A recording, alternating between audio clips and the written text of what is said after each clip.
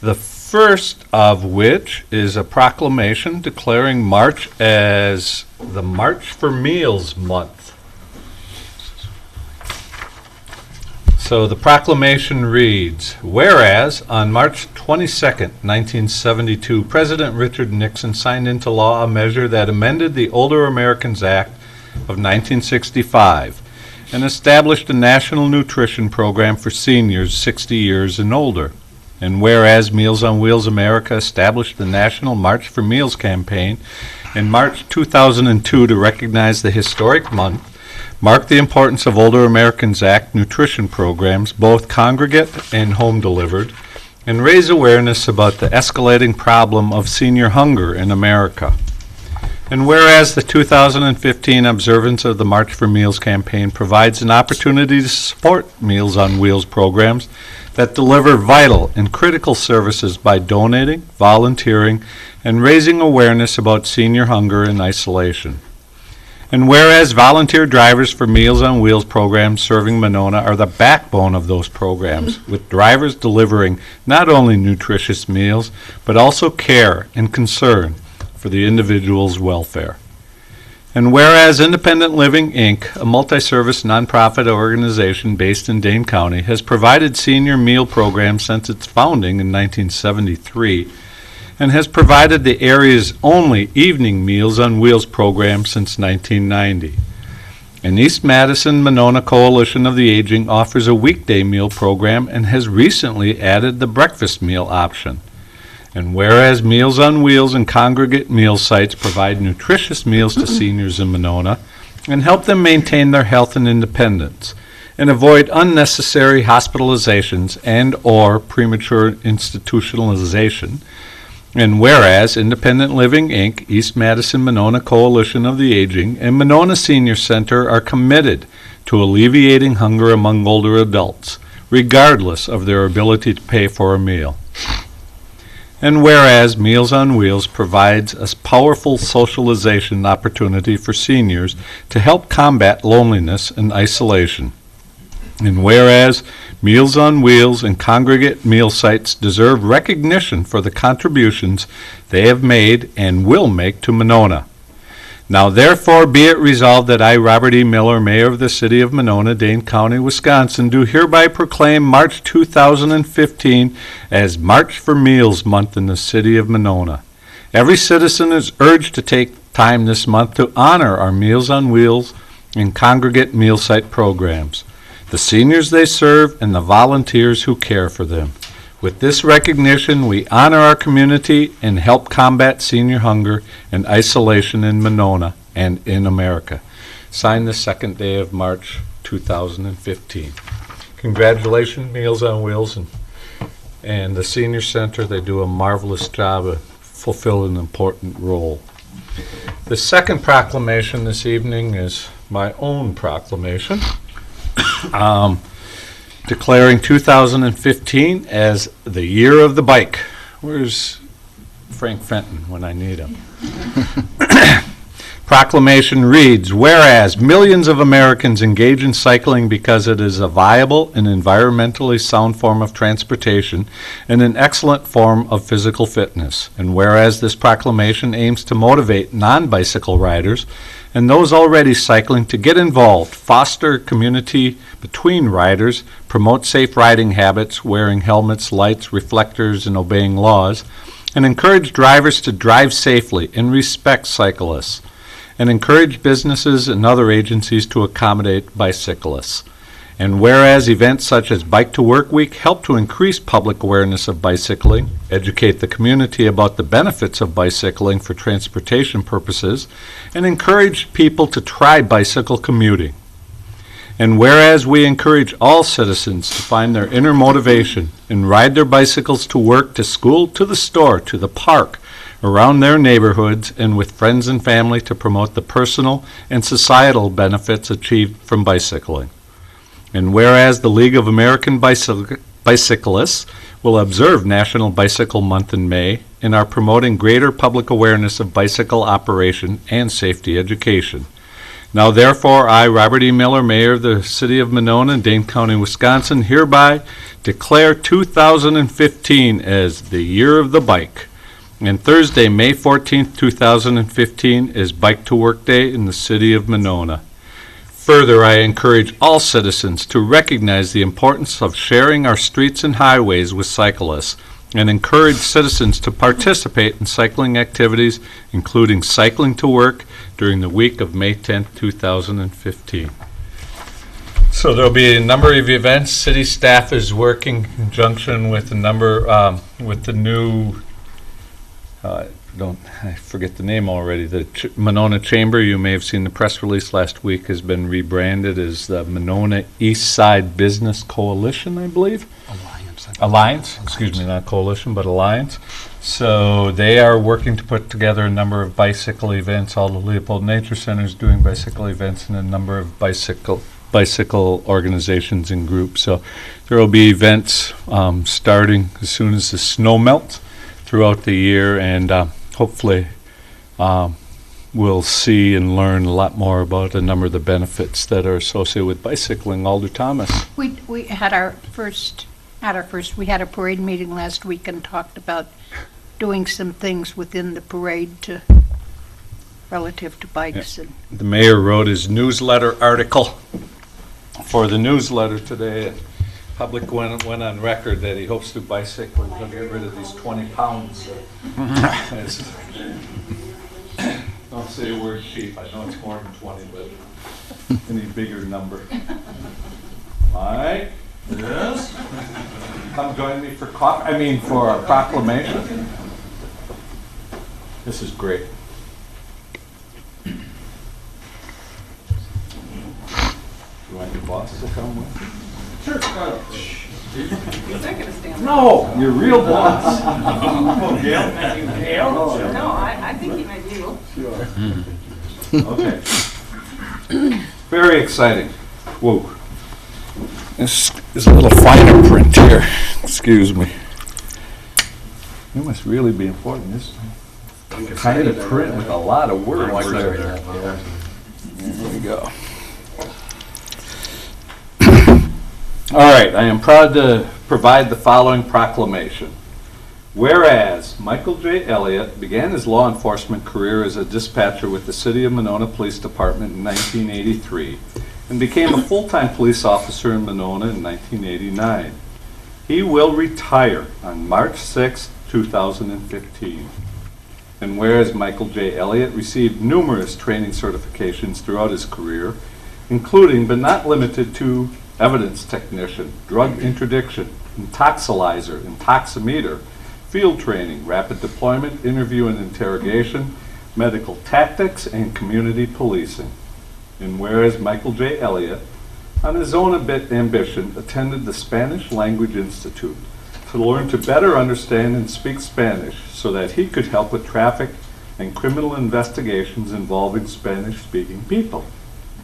And whereas Michael J. Elliott has received numerous commendations throughout his career for going above and beyond the call of duty, notably including multiple stops of suspicious vehicles that led to many arrests of wanted persons, the arrest of the suspect in a burglary at Lesky's Supper Club, an assist to Madison PD with a very large intoxicated subject who was trying to force his way into a private residence, the arrest of a prowler in Monona that was instrumental in solving over 30 burglaries in Madison, Verona, Middleton, Dane County, and Lake Mills, the arrest of an armed subject responsible for several local armed robberies, in responding to a standoff at the Garden Circle Apartments where numerous gunshots were fired in the hallway by a suicidal subject.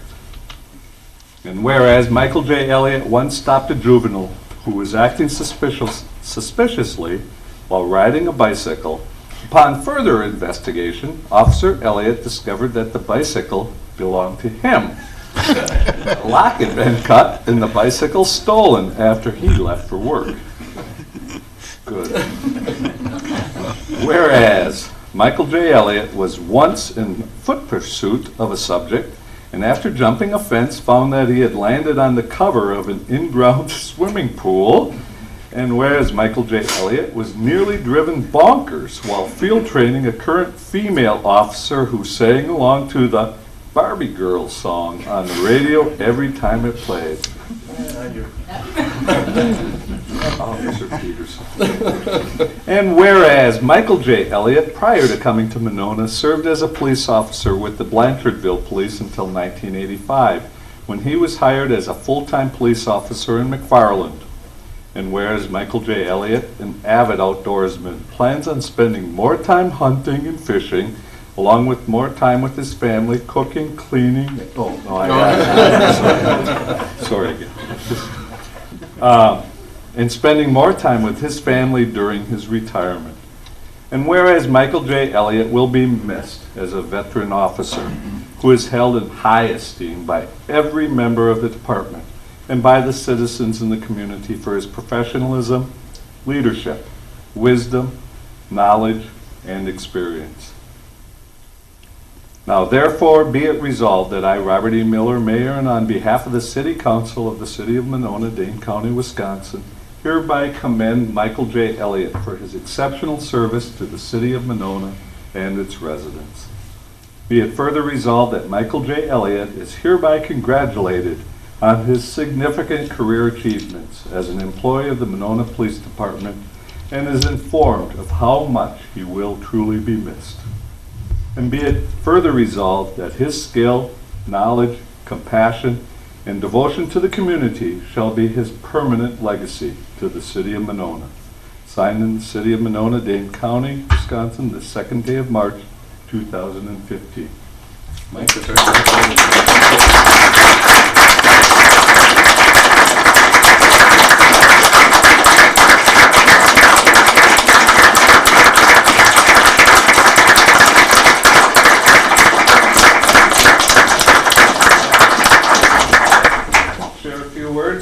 I really don't have it. Jake, anything you can offer to? Yeah, I'll offer this. I called Mike into the office the other day. I said, Mike, I hear you want to use the workout room once you leave, once you retire. He goes, yeah. Where'd you hear that from? Well, from Gail. I said, no problem. You just have to do one thing. You have to show up here Monday night and get this proclamation. So this is how you get free workout facility. So. Well deserved. You'll Thank be you very missed. much. Thank you I'll for your miss all. service. Thanks, Mike.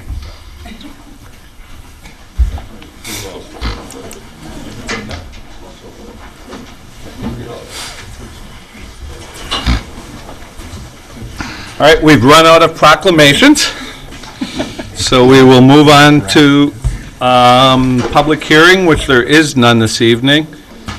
One more appearance here. You have an appearance. Oh, under the appearances. I'm sorry, Paul. This is where we come in. We do have one appearance regarding city construction projects. Mr. Paul Ament, 407 Sethany Court, Monona. Paul?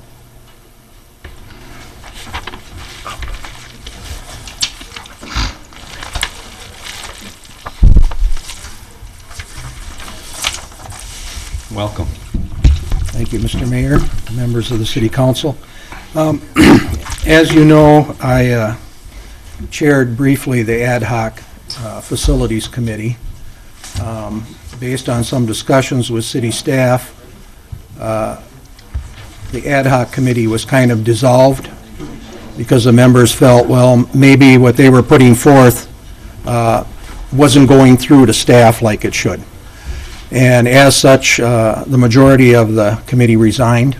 After that, the mayor, in his infinite wisdom, knowing that this is a plus for the city, having a committee with various expertises on it, to look at city buildings during the design and construction phase to hopefully save the city from having a debacle like ended up at the Dream Shelter, so that we would protect the city through design, watching the drawings, kind of, should I say, keeping an eye on the architect. But, and I think the committee has done that admirably. A few things that I find that are a little disturbing sometimes is I talk to members of staff, and staff says, well, this was approved by, let's just say a park shelter, by Park and Rec, and it comes to facilities, and this is what they wanted. Well, I talked to a Park and Rec Board member, and they say, this is what we were told we needed. And then we're told, basically, in the beginning, that the Plan Commission approves the design, and the City Council approves the budget. Now, that puts the committee in kind of a precarious position in that we really can't comment on the design, and we really can't comment on the dollars being spent. Now, both of these enter into the overall picture. You know, if you're a contractor, architect, owner. And, you know, in looking at some of these, and I'm just going to briefly go through, you know, I remember Fireman's Park starting out with like a $175,000 budget. Asked for a budget breakdown for the committee. The response was the budget is a single line item of $295,000. Now, knowing that the goals that were set forward for this committee to do in listing, one thing you were supposed to get was a breakdown of a budget, which is normal. When a owner is doing a project, they just don't want $1 million. That's what it's going to cost. They want to know the design, soil borings, equipment, what's being provided by the owner that's not part of the contract. These are all items that should be listed so we know what a final number is. On Fireman's Park, I met with Janine. Wonderful project, don't get me wrong. Great building, well constructed. I met with Janine. She was the city's architect. She was the project assistant to the Public Works Department. I asked if maybe I should go down and do a punch list, because a separate set of eyes is another separate set of eyes for the owner looking at the construction, what was done. Typically, the architect does a punch list. I was in this business for 40-some years, close to 50 years, where I was a construction contract administrator. As a field architect, I wrote the contracts for the projects, and I followed them through all of the construction till the end. Now, that particular project had some additional items that weren't originally called for. There was $27,000 supposedly that was left in that budget. Now, Janine and I met. There were some things there that we figured that would cost $400 to $600 to take care of a couple items and add a couple items that would be beneficial to that building on into the future for 40 or 50 years or 100 years, however long it's there. I don't know what happened to the $27,000. I would imagine the contractor has been fully paid. The punch list items were never completed. A couple of them were. On Oneida Park, recently we approved, that project's been done. Another great project for the city, don't get me wrong. But as part of the breakdown for that, the contingency for that project was using monies that were set aside to rebuild the ramp and railings at the community center. That's listed as a line item. I know that. I've seen all this. Sorry, Mr. Chairman, what park? Oneida Park. The contingency that was needed to make that go through was listed as, we'll use the funds, if we need to, that are set aside for the ramp in front of the community building. The ramp in front of the community building, that project never went ahead. The fire department ultimately had to close it down and tape it off because the senior people couldn't use the ramp, had to go around to the back through the senior center and use the elevator to get upstairs to conduct their business or whatever. Again, I was asked by staff to do a punch list on Oneida Park. I did a punch list. Again, there was $30,000 left in that budget at one meeting of the Facilities Committee. At the next meeting, it was reduced to 25 because there were some additional items that need to be taken care of. I don't know what those items were. I don't know if those items were approved under the original budget through the council or not. And again, I would imagine the contractor has probably been paid for that project, punch list not being completed. Schluter Park, new design for that, completed, approved, gone through committees. I guess it's now being delayed until 2016 because the monies are going to be used to move Lottis Park forward. We already had part of a design for a bathhouse at Fireman's Park originally. It was just going to be a bathhouse. We have the perspective, we had some drawings. We went ahead, hired a whole new architectural firm to design us a bathhouse based on the consistent specifications and plans that we've been using all along, so that all our shelter houses were pretty much looked the same and had the same materials. So my take is there, some additional funds were probably spent that didn't need to be spent. Again, this is my opinion and what I'm telling you. Lottis Park initially was proposed to be a restroom building and a boat landing. The original scope of the proposal was basically to sell ice. Question at committee was, well, can we have a vending machine to just dispense, 25-pound, 10-pound packages of ice if the fishermen want to get it? Well, a meeting later, the Lottis Park shelter house came back, and it was a shelter house instead of a bathroom. It had the fish cleaning station, what was always a part of it, but it also had a full concession stand.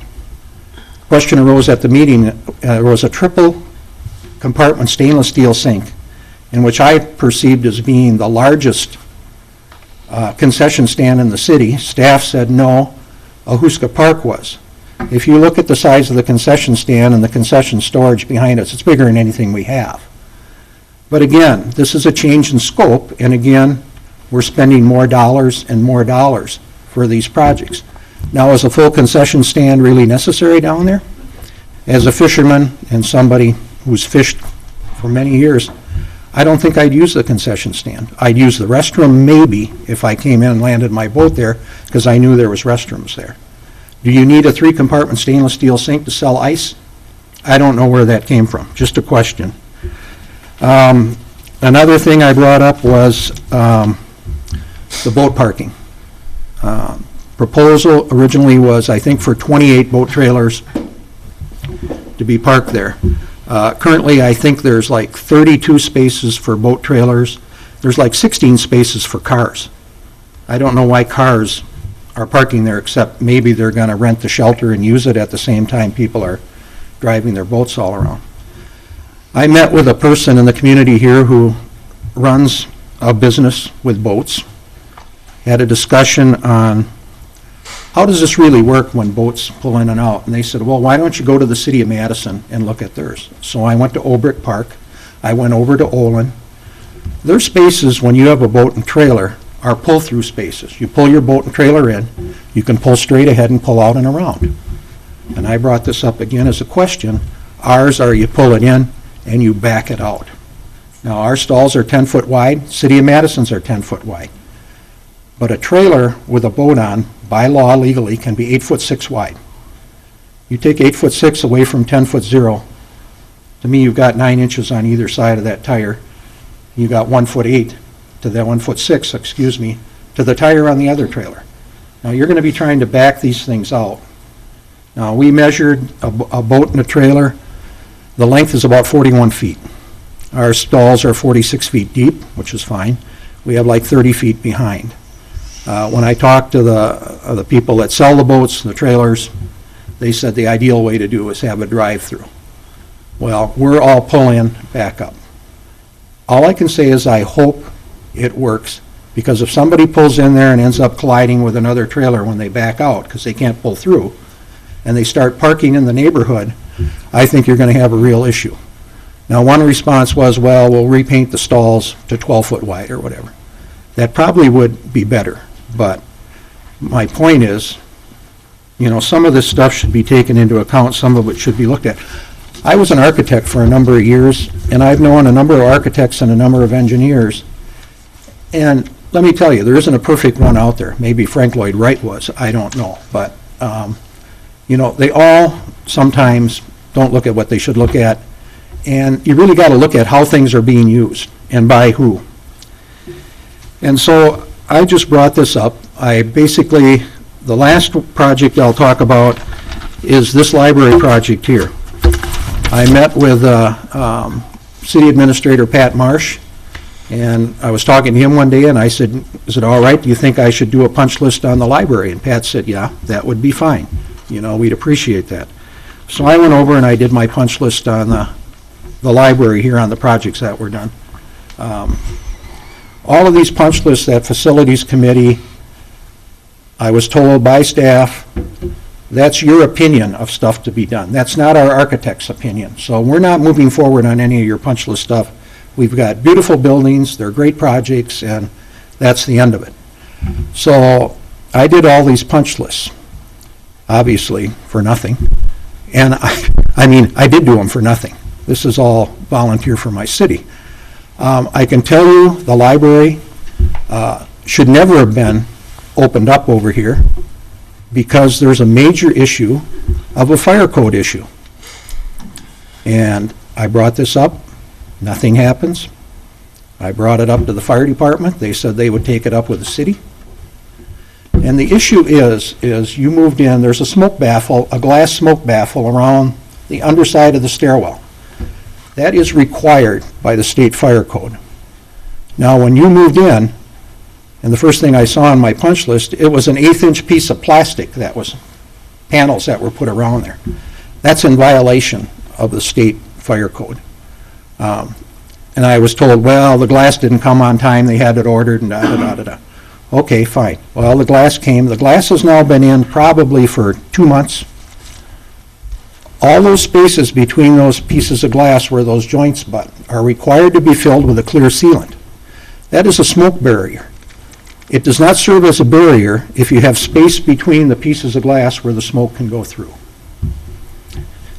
So I just wanted to bring that to everybody's attention. I wanted to update you tonight. People can dispute what I'm saying, but let me tell you, I got a lot of documentation from the city, emails, copies of things, and I can tell you one thing. In my 40 years working for architectural firms, I probably conducted 5,000 meetings, and I took notes at all those meetings. I take notes at every meeting I've sat at, every council meeting I sat at here for 10 years. So if anybody wants to refute what I've said, that's fine. I don't care. But I just think the city should be looking out better on where the funds are allocated for these projects, where they're coming from, and if there's monies left, do those monies go back into the general fund, or do they just get spent willy-nilly through, I don't know, mirrors and shadows or whatever? I don't know where it goes. So I thank you for your time. If anyone has any questions, I'll try to answer. Thank you, Paul. Any questions of Mr. Ament? Thank you. Thank you. Thank you. I do have one other resident who would like to appear. Mr. John Welch wants to speak about Section 10-5-8 in our ordinances and has a property at 101 Femrite. Is that correct? Actually, I own the apartment building. Okay. Right, you're on Left Way. Yep. I don't want to get off on the wrong foot. Nope, no problem. Welcome. I'm in a little bit of a pickle. I've gotten a couple of the letters in regards to section 10-5-8 from the building inspection department. And what they're about is apparently they're coming around and looking for stickers on my residents' cars that are out of date. You know, that the DMV gets you. And apparently I'm liable for that, according to this ordinance. And I'm not quite sure what to do about it. I could try to evict the resident, but I'm pretty sure a judge would throw me out of court for evicting him because the guy's license plate. The cars all work, they get used every day, parking lot gets emptied, so I don't know what to do. On each of these letters, I've wasted about 3 hours' time. I'd like to somehow get it to stop. I was hoping perhaps the police department could ticket the individual cars instead of me getting stuck in the middle, in a pickle. Point of clarification, do you know, Administrator Marsh, if that's true that the owner of the property is held liable for a vehicle parked, even They if are. it's a tenant? They are. They're liable, excuse me, excuse me.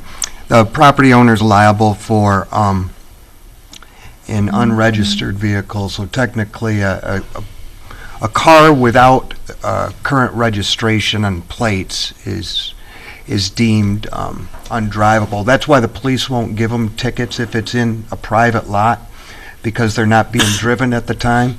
Now, if our police officers saw those on the road, they would obviously, well, I shouldn't say that. I mean, they would pull them over. If they had just cause to pull them over, they would ticket them for an unlicensed vehicle. But in this situation, the way our ordinance reads is the property owner is responsible for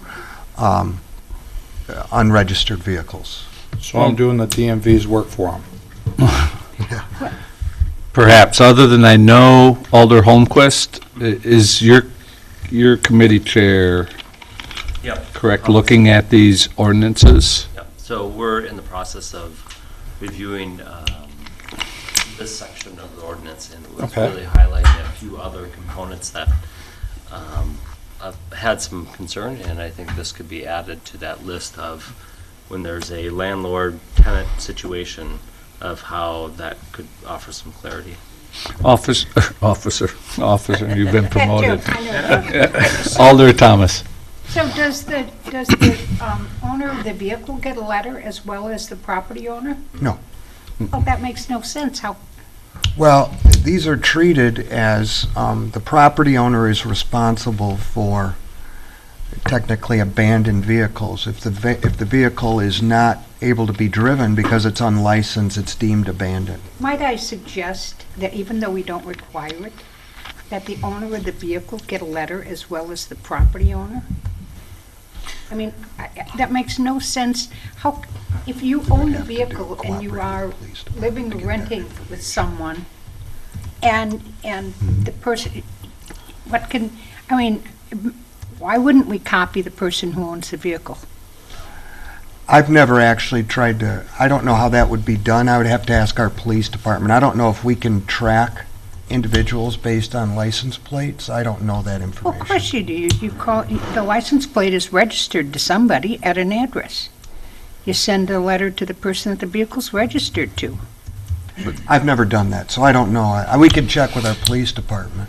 I don't think it would be a perfect fit. It would probably cover, but for instance, Well, I know I we own a need to car and I change it. give it to my son who rents an apartment in Fitchburg. I would get the letter and I would kick his butt, but no, But, and I understand that we need to change the ordinance, but in the meantime, I mean, is he supposed to go as the landlord to the tenant and say, your car is, that's what it sounds like. It's the only, I mean, That's there's the way no it's other written. option right now. If I could, Yep, please. that's what I have done. The first letter we got about 3 months ago, the guy said he had just moved, he'd ordered new stickers, but they've been lost in the mail. We said, look, move out, or we'll give you a 5-day notice, or fix this, or park on the street. So he went and started parking on the street. This last one, same thing. Young lady had moved in a couple months before. She had, the stickers were coming, but she didn't have them yet, and we get this letter. So, I mean, we're willing to try some, but, and I don't want a $10 or a $50 fine or whatever it might be. I want to stay on Monona's good side. I like being there. So, Jeremy, do you have anything to, I mean, I know you're following our ordinances.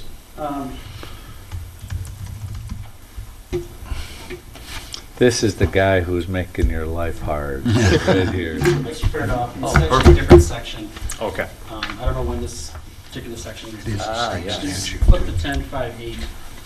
That'll actually show you what we're talking about.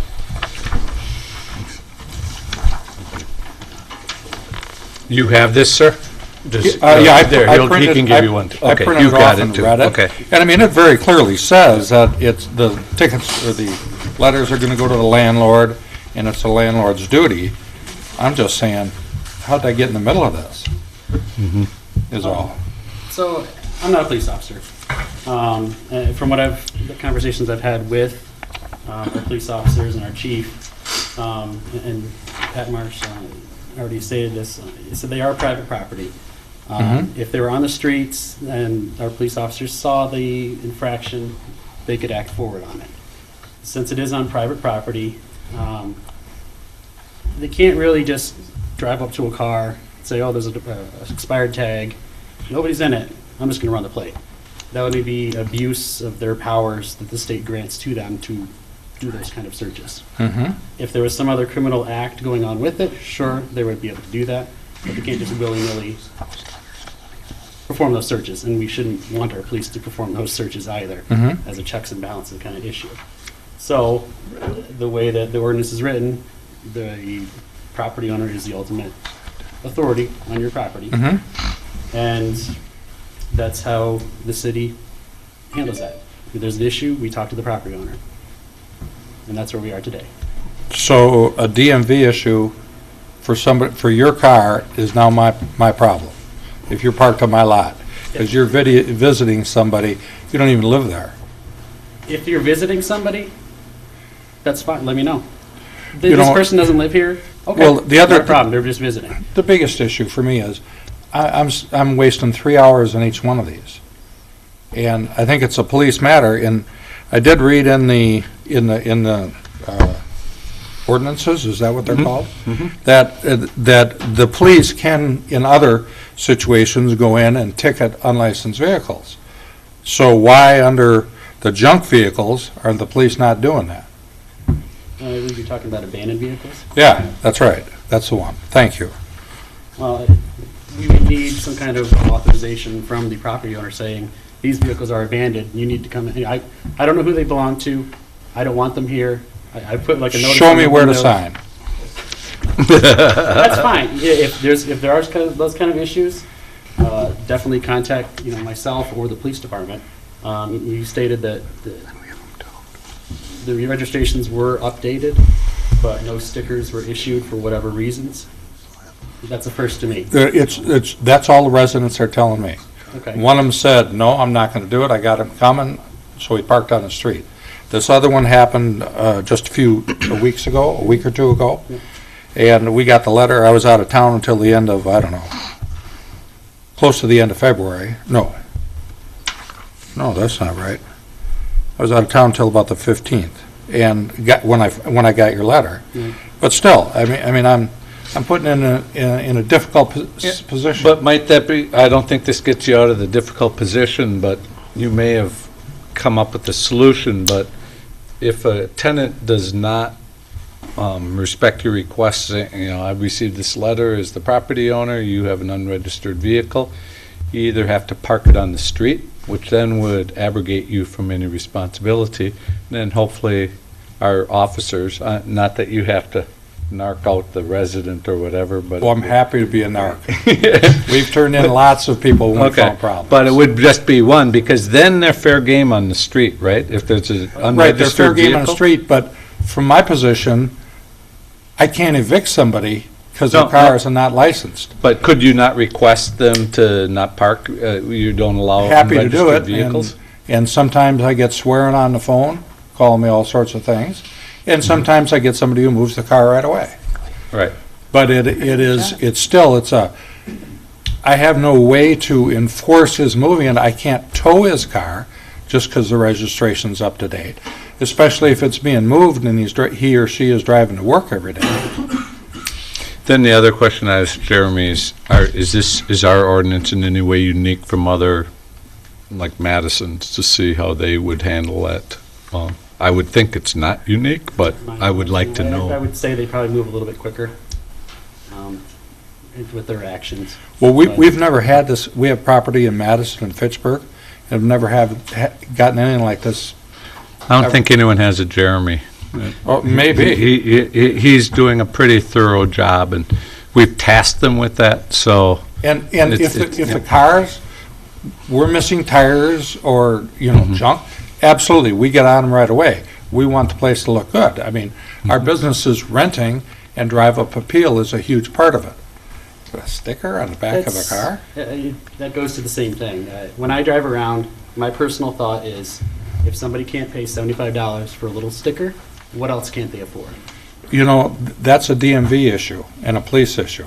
As long as they're paying me my rent so I can pay the taxes, which are taxes, I gotta pay them. I don't get to say, well, I'm not paying my taxes because the street didn't get plowed well enough. So could I ask Alder Holmquist, would you add this to your discussion points as Yeah, for a point of, consideration on this? clarification, this section is purely about abandoned and junked, and I'm not sure if not having your tags up to date. That is deemed, an unlicensed vehicle is deemed abandoned. If you look at 10.5.8, it actually says, term unlicensed motor vehicles, truck bodies, tractors, trailers, as used in this chapter, is defined as motor vehicles, truck bodies, tractors, recreational vehicles, and trailers which do not bear lawful current license plates. Alder Tom, oh, excuse Am I me. the yeah. only person in this room who has ever forgotten to register their vehicle on time and been a couple of weeks late in getting it? I mean, so if someone applies late, they're unregistered, it's an abandoned vehicle, can we not give them a couple of weeks We to? do. So, I mean, so. there is plenty, there's at least 30 days before any kind of citation happens or comes forward. Just notify. Sometimes I get phone calls from people, hey, I'm in a bind, I just got fired from my work. Okay, you know what, I can work with you on that. It's the ones where I don't get anything. Okay, And I so, just send notices so if and we bounce them somebody, back. if somebody has applied and they haven't gotten it yet, they can just call you and tell you that? Obviously, I give them my phone number and I give them my email address. I stress to them, if there's an issue, please call me. If I don't know what they're thinking, I don't know what they're thinking. So I have to continue on my course of action. Can we somehow put the onus on the owner of the car? Which is what you're asking for. Yes, sir. Alder Bussey? 10.5.8 under enforcement,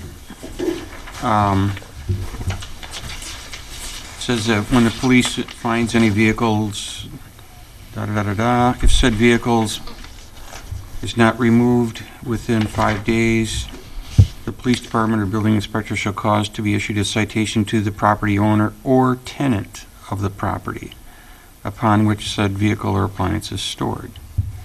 So wouldn't that imply that it doesn't have to go to ownership? A citation could be issued to the tenant? It does. And then it goes on from there to say that if they don't act upon the citation, the vehicle can be towed. That'd be great as far as I'm concerned. So I don't, That's what the current ordinance says. That's what it So- says. We'll need to get the police involved a lot sooner then. No, it says, It's- it says police department or building inspector.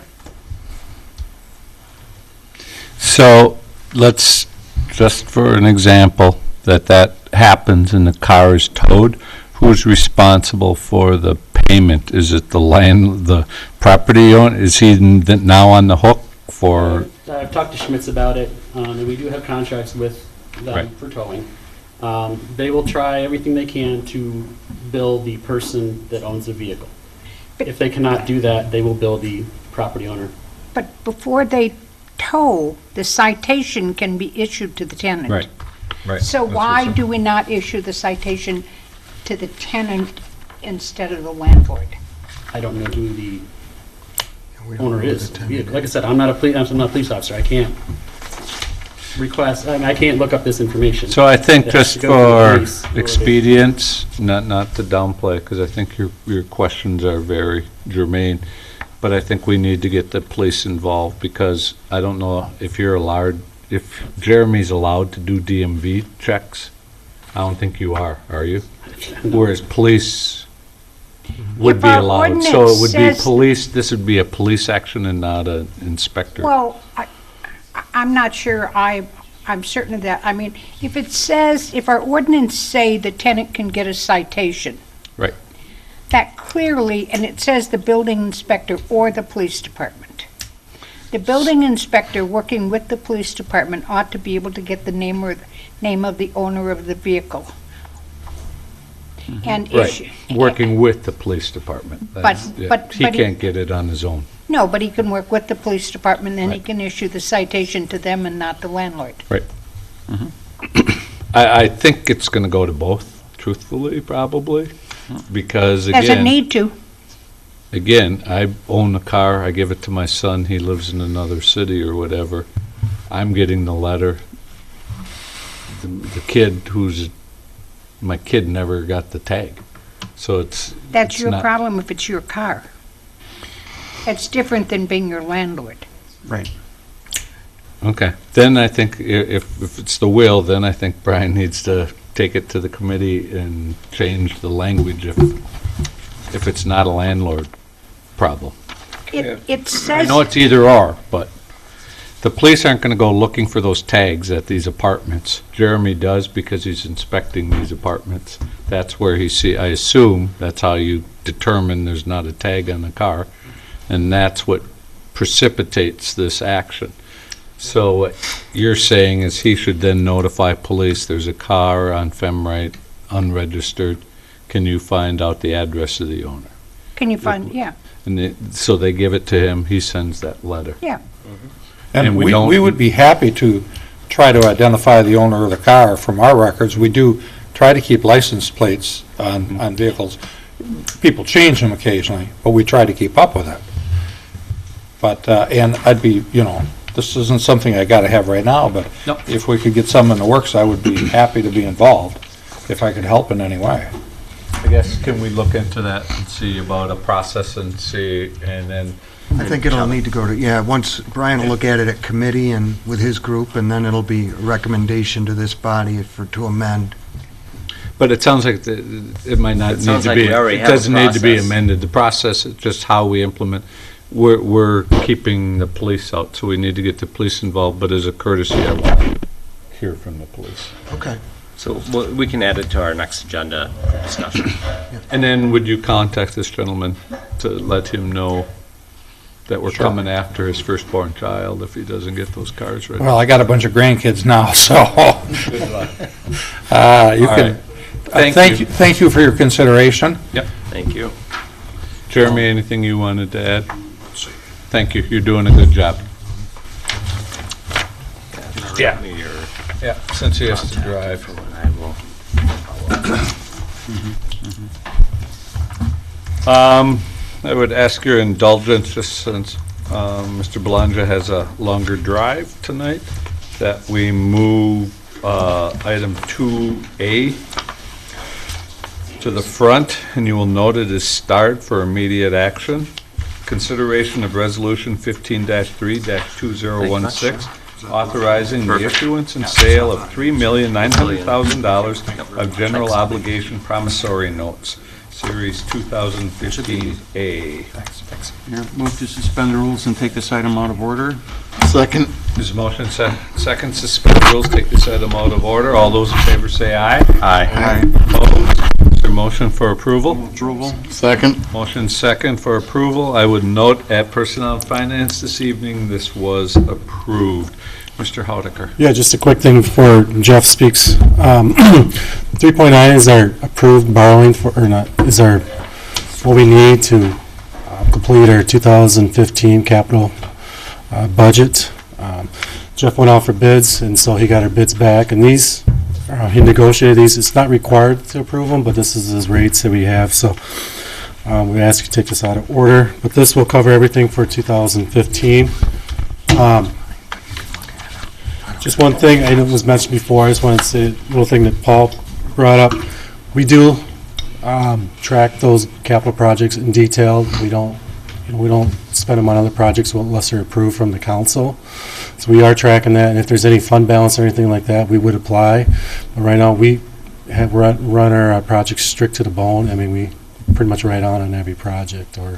So we are tracking those thoroughly, and our auditors look at them, and they'll review those too. So just Renegade Parks Director. wanted to make sure that you knew that we are definitely watching that and spending. Okay. Welcome, Jeff. It's always a treat to have you here to hear those accolades for our fair city. You're way too kind, Mayor. Certainly appreciate the opportunity, and it's always a pleasure to be here. Congratulations again on the reaffirmation of our wonderful AA+ rating. I've said it before, and I'll continue to say it. You guys are responsible for that, and you've this body, this administration, previous councils, and finance people have really made efforts to improve our credit, and it's excellent. Very, very proud of this credit. You should be. Certainly it puts you in under the top 1% in the country in terms of having a AA+ rating. So you're in small company, if you will, and that's a good thing here. I did take the liberty of passing out sales comparables, although Mark kept a bunch of them for himself and just realized now that he's okay. He's got so much of the rest. What I've given you here is a little bit different look, because I wanted to kind of take you through some time over the last couple of months, and you go back to, Superior, Wisconsin was sold on the 6th of January, and then we have one, Black River Falls, on the 12th, Greenfield on the 17th, Marinette County on the 23rd, and of course our issue. You can see the various yields and how they compare over time, but they're different markets, so it doesn't tell you really in terms of great detail what kind of market we were in. I'll hit the highlights here, and then page 2 we'll look at how we compare to the perfect scale, a AAA scale for that particular day or the day prior. But we're selling $3.9 million of par amount. We are going to deliver a purchase price of $3,972,143. So that's a premium of $72,143.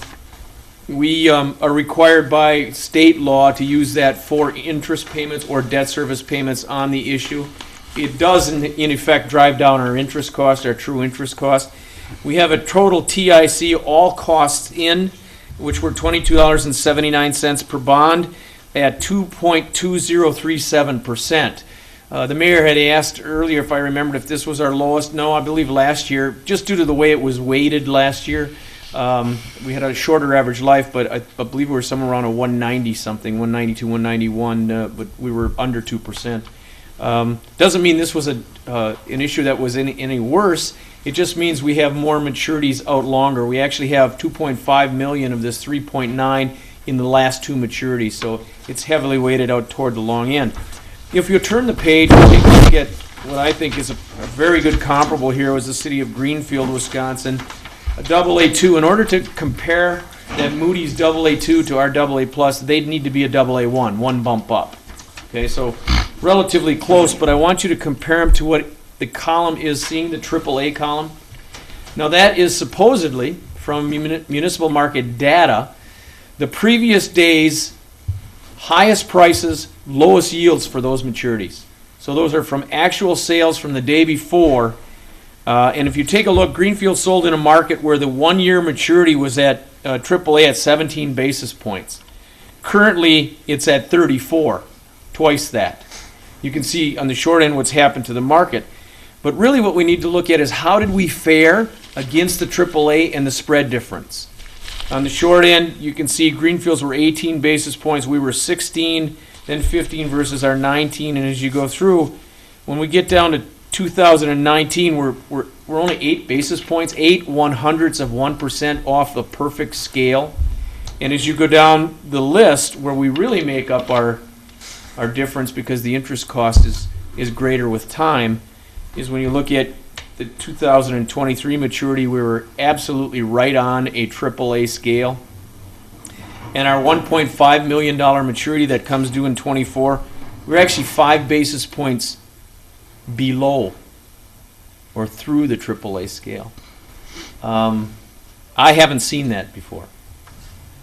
And I'm asking myself the question, and I should have talked to the underwriter instead of being in a hurry to get over here, as to why we're 5 basis points. I'm happy we are, but I have a feeling it's because of the coupon. Because if you look, all of that extra $72,000, not extra, but that premium, is being generated on that maturity. So those buyers are saying, look, we'll take a lower yield if you give me some coupon protection. Because what they're saying is, if they don't hold that maturity in their portfolio until it's paid off in 10 years and they want to sell it 2 or 3 years from now, they're pretty sure they might be competing against 3% on a yield basis, let alone where the coupon might be. So that's called coupon protection. We're happy with that. It drove down our TIC, our true interest cost. We'll take those monies. We'll use them to pay, debt service in the future. So, I'm happy to answer any questions that we have. Really waiting the 2 weeks. I was worried a little bit. Marinette County, unfortunately, that's the only one on here that is my client. The others are competitors. But with county boards, it's tough to move meetings, and they meet once a month, and that just happened to be the Treasury was off that day. The 10-year Treasury went to 207, the 10-year, And now it's down under a 190 something now for us, or it's at 190 something right now. So we got the benefit of this market change, and it really didn't hurt us much in terms of, if I look back, perfect market, you know, I probably would have wanted to issue this in January, but we weren't ready to go at that time, so. And hindsight's a wonderful, you know. We're all 100% with hindsight. All in all, I think a very nice sale, a really good sale. I was pretty happy with it, that the long end came back to us a bit. That basis point difference there between a 192 and a 210 on our issue, you know, saved us probably $40,000-$50,000 in interest costs just due to the swing in the treasury, 10-year treasury. Any question? And you were going to touch upon our substantial. The mayor asked an excellent question, as he usually does, and as this council usually does. As you're going through budget, you're all looking at where our fund balances are. Where can we save money? You know, what are our fund balances? What do we really need to have to protect our AA+? And we do also have a fund balance policy. You have a written policy which helps in terms of that credit rating. And yours is very healthy. So annually, it's okay that you look at portions that are above your policy that you might want to contribute toward debt service or use for, say, one-time capital project equipment borrowing or something like that. And as you go through that, it's good to chat with Mark. Mark and I chat about those particular things and questions that you have. He'll relay to me if they're credit related. You have earmarked some debt, some surplus, we'll say. We can identify that with the credit rating agency because it's a planned thing. It shows that you're thinking about it, looking at it, and also due to the fact that you're pledging it to pay debt service, the rating agencies really love that. Which is what we did this year. That's if you exactly what recall, you. We didn't give it. We paid down debt. It's exactly what you did. It's wise use of those surpluses. When I first came to the city, I think it was 2006. The credit report from Moody's said that they were considering another downgrade because of the continual use of fund balance beyond that certain level. And you've gotten away from that since that time, and your credit's gone from an A2 to a AA+. So there is some significance. Certainly appreciate knowing those intentions. It's easier for us to address that during the rating process. Mark, anything you wanted to add? No, I guess the only concern we'll touch on is they look at our credit ratings. They look at us and the school district combined. That's kind of our only downfall, I've seen. Well, there certainly is. I think what you're referring to, Mark, is when you're looking at overlapping jurisdictions and the additional debt that they lay on us. You know, we can't do anything about that. Obviously, the district needs to run and operate, and their body sees fit to do what they do. And certainly, the county's a small portion of what our overall tax impact is. But yeah, that overlapping debt does play a factor. But you're so strong in terms of your reserves, et cetera, and the economy in Dane County that, you know, that we kind of weather that storm. If you looked at your per capita debt versus other AA's, they'd never be a AA+ like you are. You have mitigating factors and circumstances that you're controlling, and a big one are certainly your reserves and how well you've managed to get those reserves into position. So what does it do in terms of quantifying, if I may it really helps us to have that AA+ in terms of interest costs, because right now, even though you got a good fund balance and we're not earning much in terms of our investments on it, and no one is, we're winning on the other side that we're paying a lot less interest for our debt than other communities are that would have just, say, maybe a AA3 or AA-. So we do benefit significantly due to those reserves. We don't see them right away, but if you realize what happens on the borrowing side and we're avoiding interest payments, it's due to the fact that you have very good, healthy reserves. Just to, you piqued my interest now. You don't have any idea what school bonding issues go out at, do you? But you're saying they do? Yeah, there's one here. School district. But for our, for ours. Monona Grove. Yeah. No, I just know when they do the reports, they look at both of ours combined. I don't know if they're rated. Yeah, but I would think it would be, they'd be good too. Cottage Grove is not a bad partner in that deal. So. They've been pretty decent. Okay, further questions of Jeff? Hearing none, would the clerk please call the roll? Alder Wood, Aye. Alder Spate. Aye. Alder Holmquist. Aye. Alder Thomas. Aye. Alder Bussey. Aye. Motion passes. Go get it and drive safely. Thank you very much. It's always a treat to have you here.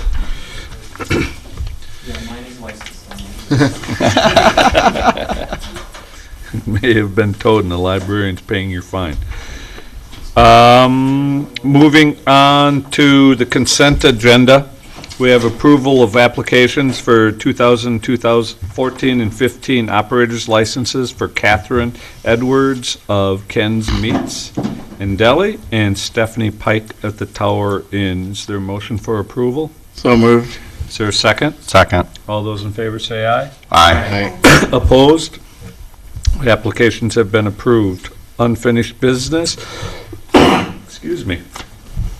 Item 1A is consideration of Resolution 15-2-2006, approving a proposal from Strand Associates for construction, observation, and administration services for the Water Facility Improvement Project brought forth by the Public Works Committee. This was tabled on our February 16th meeting. Is there a motion to remove this item from the table? So move. Second. Motion second to remove the item from the table. All those in favor say aye. Aye. Opposed? Move approval. It's, Yeah. It's unfinished. oh, it's unfinished, yes. Second. No. There's motion second for approval. Mr. Stefani. Thank you, Mayor.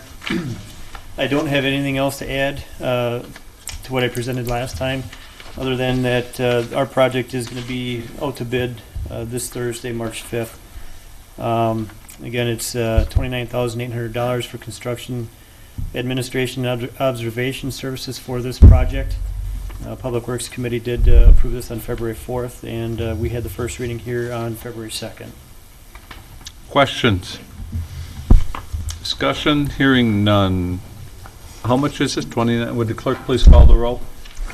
Alder Bussey. Aye. Alder Wood. Aye. Alder Spate. Aye. Alder Holmquist. Aye. Alder Thomas. Aye. Motion carries. Thank you, Dan. Good luck. Item B, consideration resolution 15-2-2008 is approval of a two-lot certified survey map known as a CSM requested by Broadway Hotel Partners LLC to divide the 128,914 square foot lot at 101 West Broadway into two lots. This was brought forth by the Public Works Committee and also the Plan Commission. Is there a motion for approval? Approval. Second. There's a motion and second. I got this. City Administrator Marsh? Yep, this was approved at the most recent Plan Commission meeting. This is the second reading for this. As you recall, it's the property in front of the American will be divided into two lots. The owner has met all the requirements of the CSM, and there were some questions last time in regards to parking. Parking is a zoning issue and is not permitted to be discussed during the CSM process as a determination for approval of the CSM. So the staff's recommendation is for approval. There was also, as I recall, a question about ingress egress for delivery vehicles. That's a zoning issue. That's a also. zoning issue also? Yep. Okay. Questions? Hearing none? Oh, I have a quick question. So, just to clarify the point you're making, approving this parcel does not tie the hands of zoning to make exceptions based on the fact that this is a somewhat unique parcel? I guess I don't understand the question. Well, so my concern, I mean, we have these concerns about whether or not this is a viable parcel to provide for safe utilization once a building is put on it and parking and all that is done. Yeah. And so we're creating this parcel, and if by creating it or approving it, we are forcing our zoning board to essentially, Yes. make exceptions. I mean, I just They've want to make, already I just want to make, approved that. Plan Commission's already approved the zoning for this parcel. okay. Alder Bussey? That's what I was going to say, that exercise took place at Plan Commission. They looked at, access off Broadway, off Monona Drive. They looked at parking. They looked at the uses that were being proposed and how they would impact both the site and broader traffic, and it was approved to plan. So the questions that came up at the last board meeting you felt were vetted well at planning? Yes, matter of fact, the applicant came back a couple of times to Plan Commission because of concerns and came back with revisions to accommodate the concerns that Plan Commission had. Cool. Thank you. Any further questions before we take the vote? Is the property owner here to announce the second business yet? Not yet. Oh, man. All right, then let's table, no. With, all those in favor say aye. Aye. Aye. Aye. Opposed? All right, motion passes. Congratulations, Steve. When will ground be broken? As soon as it's not frozen. All right, I'm open first part of April. okay. As soon as the ground's thawed, we'll be out there right away. Good luck. Thank you. Item 1B, 1C, 1B. 1B? Nope, 1C. G1C. 1C. That was 1B. Ah, there we are. Sorry. Wow, I confused myself. I don't need your help. Hey, did you look at these notes? Item 1C is consideration of Resolution 15-2-2009, the awarding of a contract for the 2015 Lottis Park Improvement Project brought forth by the Parks and Rec Board. Is there a motion for approval? So moved. Is there a there's a motion and second. Jake, welcome.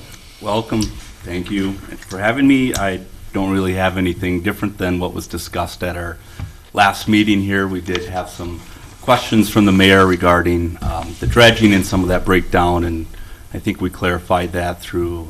I didn't like your answer, but it was clarified. It's what he said. My question was the great disparity, the difference that has messed these projects up basically boils down to the dredging part of it.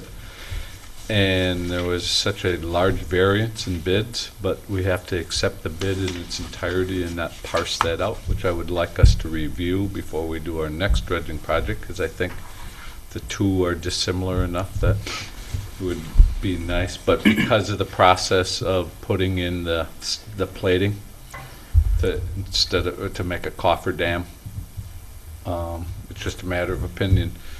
The Hamburg bid felt they could do it a different way than the winning bid, and the winning bid's using steel plating, so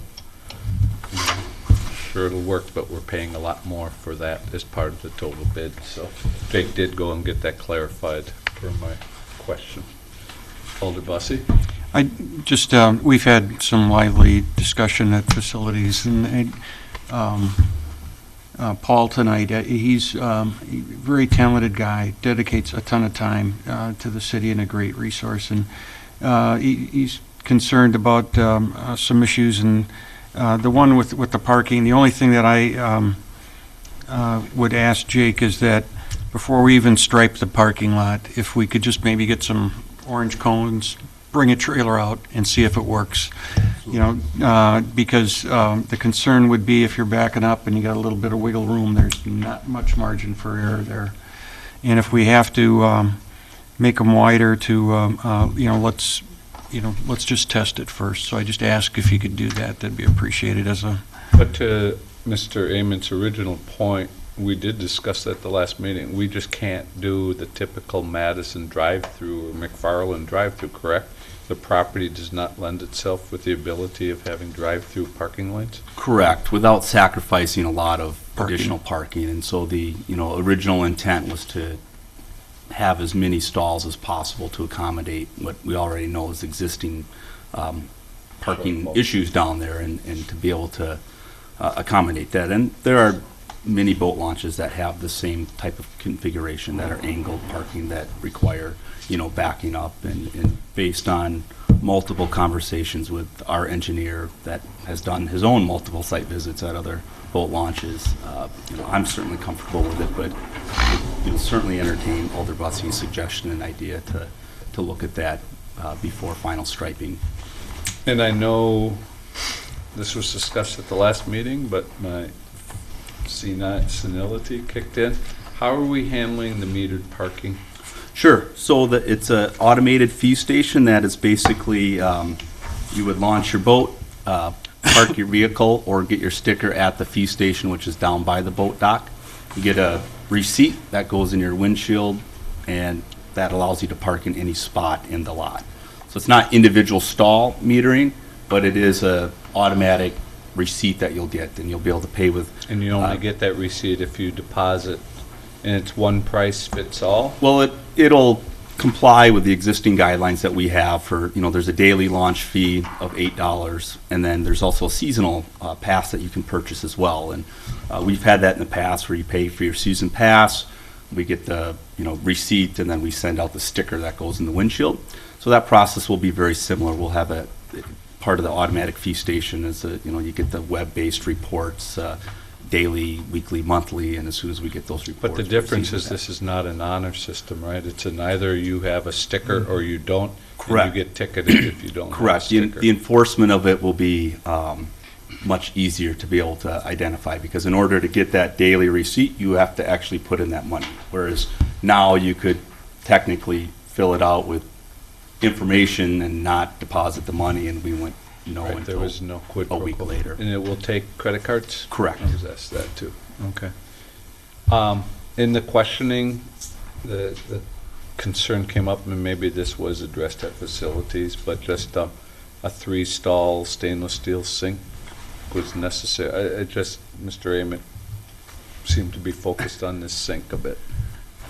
I'm not sure why. I think a cost of a 3-bin sink is $400. So it doesn't have versus- anything to do with that we're doing concessions There, or not? yeah, with having concessions and getting a permit from the local health department, they do require a multiple compartment sink. So we have 3 different bins for if you have like stainless steel equipment that you need to rinse, sanitize, and finish, and then you have a separate hand washing sink. So that's the rationale for that. If we do concessions, much like our outdoor pool, that we have to have these certain compartments that we can wash and sanitize utensils. And I don't keep as copious notes perhaps as others, but I just do remember that was a big stickler of mine, was the invasive boat cleaning station. So since day one, I think I've been calling for that. So that wasn't an add-on after the fact. So I'm not exactly sure. Is my recollection. That was very important for me, and you fulfilled that. And the grants. And the grants came through on that. So I guess with the one exception, perhaps, of the concession, I was not in the know on that, but we were made in the know last meeting, and I didn't hear any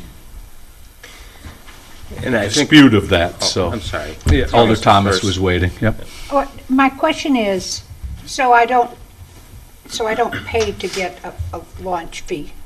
What happens? Do I get a ticket from somebody? I am sending Jeremy out there every day. Oh, God, don't do that. Well, on the weekends, we will have an attendant at the concession stand, and part of their duties, along with continuous cleaning of the bathrooms and selling concessions, will be monitoring the, parking and making sure that people have it. If they don't, we'll have a call to our dispatch, police dispatch, and they will come and Do we have an Do what they do. ordinance that makes it illegal? we do. Yeah, it is included in our ordinances, and so we have that situation now. I'll do a random check of our 3 separate launch facilities, and if I see a boat with a trailer that doesn't have a sticker, or a daily, or one at Lotus, I'll phone dispatch and just say, hey, can you either come and give them a ticket or a warning that they need to pay their fee. And the problem being was the current was just a steel pipe with a padlock, and you had to have, to prove somebody actually put money in the envelope before they ripped their tag off, you have to have the key to get in there and look. And no one was doing that, so it truly was an honor system, and we don't think everyone. we And not know everybody was Not honorable? everybody's honorable. You know, Hard to fishing believe. stories. Alder Holmquist and then Alder Wood. Mine was answered, and it had to do with having the concession person there had this other benefit of it. So I think that kind of also contribute to the discussion of why you don't just have a vending machine dispensing ice, because we want a person down there. So. Alder Wood? I was wondering, could we provide in the ordinances that parks person could issue the citations themselves rather than having to call dispatch and get a police officer to respond? Would there be a savings to that, or not? Be a huge hassle savings, yeah. Right. Because the cops, I know the cops hate that part of the job. They'll do it, I'm sure, but We can check they with don't like Wally. that. Check with Bill and So Wally. it'd be nice if we could have the. Yeah. So I think they Pat do just in other- mentioned he'll ask the city attorney Yeah. and the chief. I think they have that authority in City of Madison or Dane County, but I'm not sure, so. They have park rangers that are able to Oh. issue citations, but there's a whole nother level of, I think, training and enforcement. Yeah, and true. dealing with, Right. people that might be upset, and, we're more looking Yeah, at, that's true. Seasonal to sell concessions and do cleaning, and I don't know if I want to put them in that situation for $8, if someone doesn't want to pay, it's more, Right. let the police come in. But let's not downplay that, because this has been a bugaboo of mine for years. What is our revenue off that Lotus Park? 12 grand? 20 grand? For boat launch fees? 20,000 Well, that's total for Lotus. No, for Lotus, the total of all the boat ones fee is 30,000, so Lotus is Yeah, it's the Okay. majority of that. So this is a real number, and I think there's a lot of cheating going on. Well, the real number comes, if I remember correctly, with the annual, because wherever that is purchased within the county system, whichever municipality it's purchased from gets to keep the funds from that. Yep. So Another reason why having an attendant there might be a benefit, to have them hawking annual show licenses. them how to swipe their card and buy the annual. Yeah. Yeah, Yeah, absolutely. Yeah. Currently, it's about 80 to 85% of our revenue is from the season passes, which, we would anticipate we'll see an increase in revenue from the daily passes now that we have an automated, system at our most popular park, where probably 90% of the launches are occurring at. And it was not discussed at the last meeting, but I remember in earlier design reviews or discussions, paddle sport people were not comfortable launching paddle equipment on the boat ramps. Is there any provision for paddle? There is, yep, there's a separate kayak launch. Okay, all right. So we were able to work that into. Absolutely. All right, further questions, Alder Spate? I just wanted to speak to this issue of being able to give a ticket from someone on staff. I can understand that maybe the park attendant is not that person, but is it possible that you or Missy or some other people on city staff would have that power, so that in the event you are there, we are able to avoid, making another phone call and then having another city staff come and give the ticket? I mean, Let's if, let Pat find out. Okay. That's all. Yeah. I think there might be more than one way to Yeah. The make it easier. The simpler, the better. in Right. my eyes, so. Further questions? All right, hearing none. Would the clerk please call the roll? Alder Thomas. Aye. Alder Bussey. Aye. Alder Wood. Aye. Alder Spate. Aye. Alder Holmquist. Aye. Motion carries. Thank you very much, Jake. Thank you. Item 2B, under new business, is consideration of Resolution 15-3-2018, approving a new blue or bright, a new Monona Transit logo brought before the Mass Transit Commission. Mark? See if I can get this up here.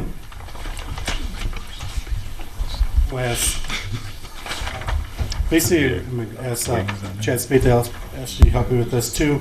Basically, right, the city approved a marketing plan by our consultant to develop a marketing plan for the transit to encourage more riders to get their name recognition out there.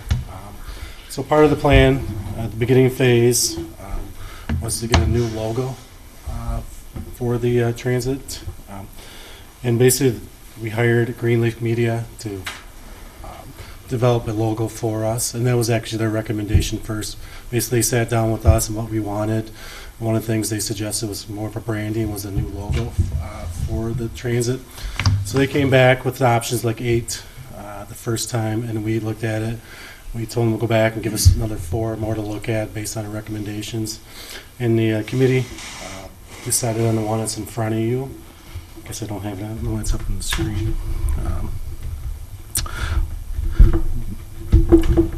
Thought he had this up.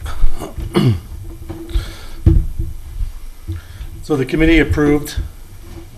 Must not be working. I'm not sure. Sorry about that.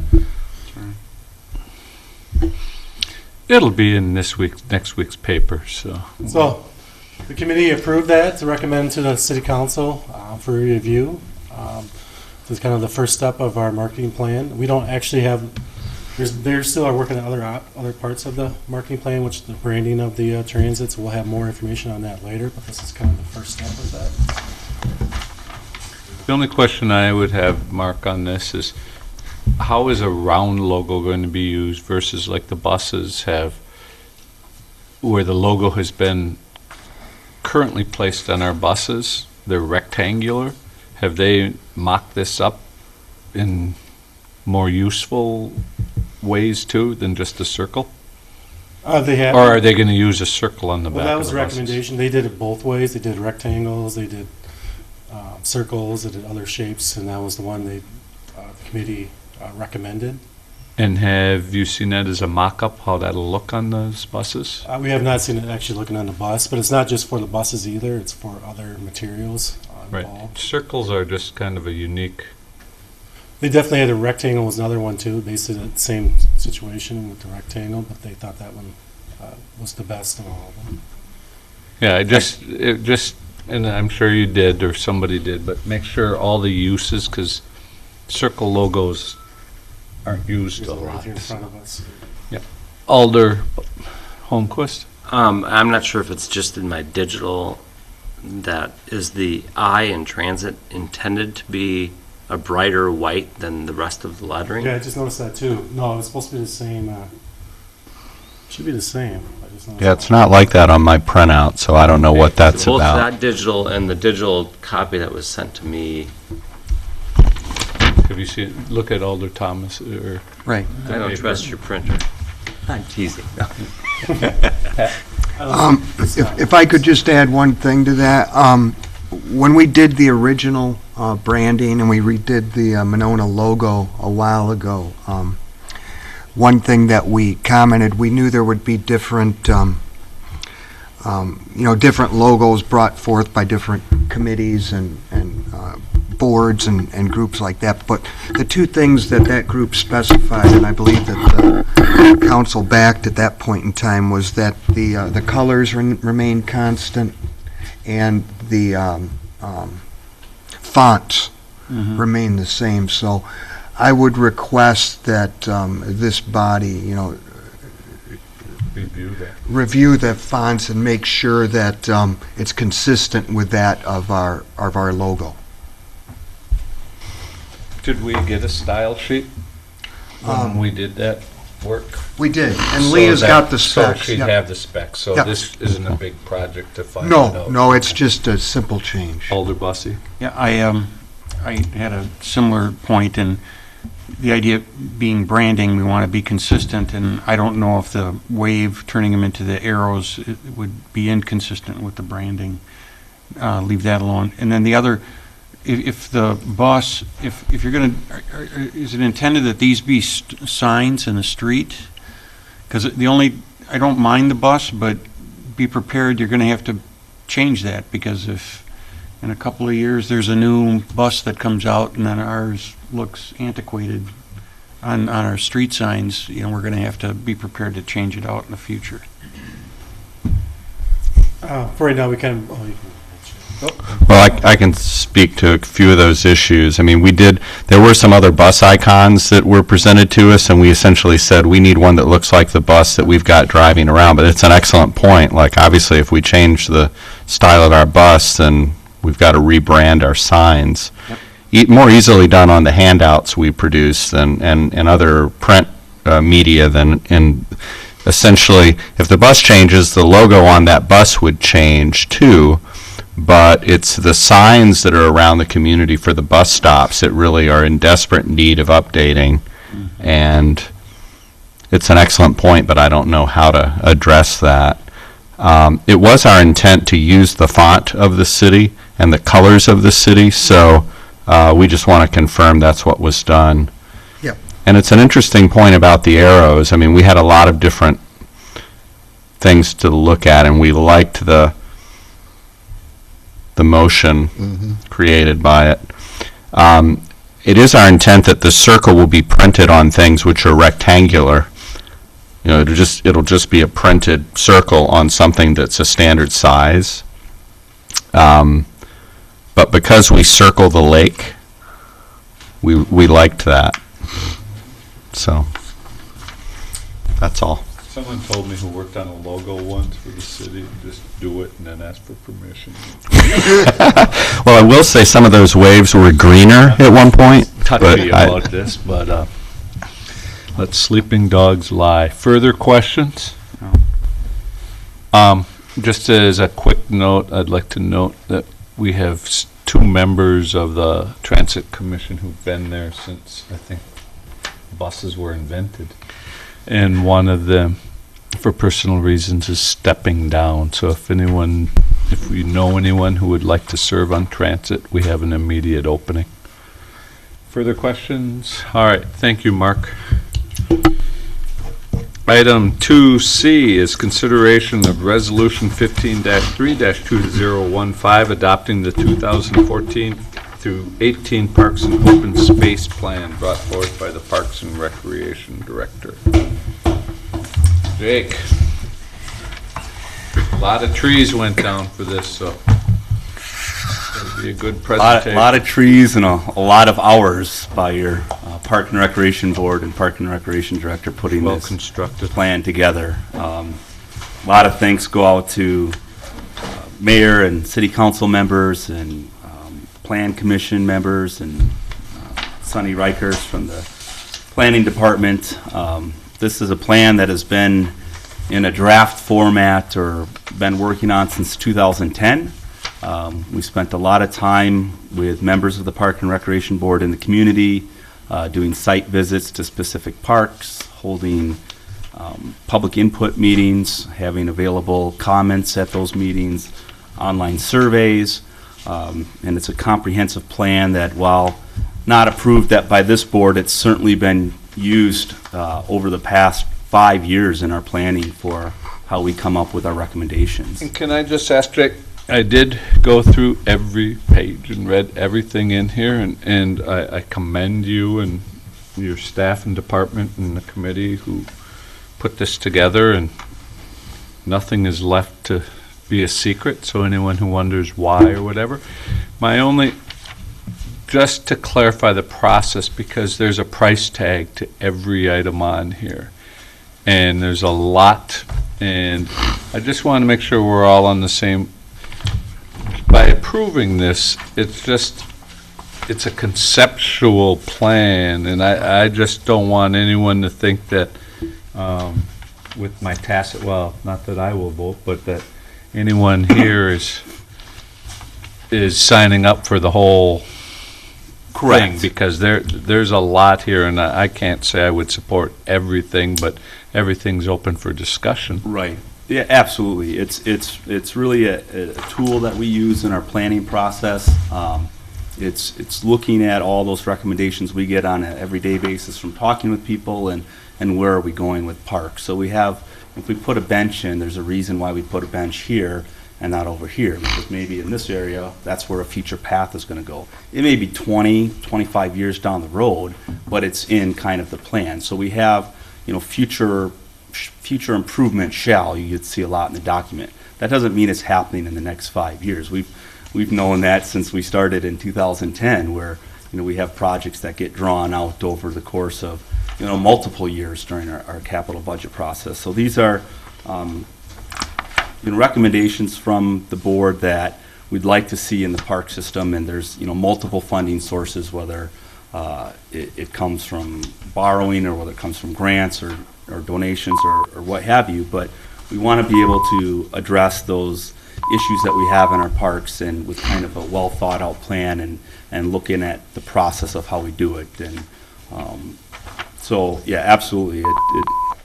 It certainly happened even in our capital budget recommendations. We might have a list of 15 projects and the mayor might include a list of 10, and then city council approves 5. And then that 5-year plan then gets shifted again and shuffled around, but it's still keeping within the plan.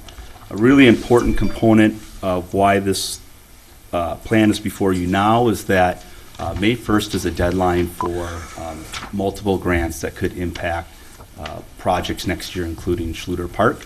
And in order to apply for those grants that are due on May 1st, we have to have an approved Parks and Open Space Plan. So you might say, well, why are we doing this now? And you're right in the middle of doing a Winnequa Park Master Plan. It's A, to get this planning document kind of as an official document, but B, and I think most importantly, it's to say we really want to go after these specific grants that could help fund some major park improvements for 2016. And then a semantic question I have for you that is the definitions. And if you go to page 17, I like the classification system. The one I note is the mini park. And on page 6, you put in parentheses tot lots, which I don't see that as, it doesn't have to be a tot lot if the definition of a tot lot means it's for very small children. But I like the definition of a mini park.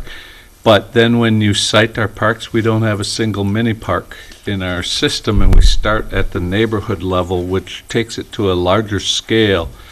And we've had recent discussions, and I don't know that we're all agreeing, but I feel we do have some micro parks in Monona, and I guess I would have liked to have seen the Stonebridges, the Wild Havens, the Grahams, some of those stay in that mini park, because if you look at the definition, that's what I feel those parks really are, versus putting them in at the neighborhood park playground, which the scope suddenly gets, and I don't see Wild Haven being that. I mean, these truly are.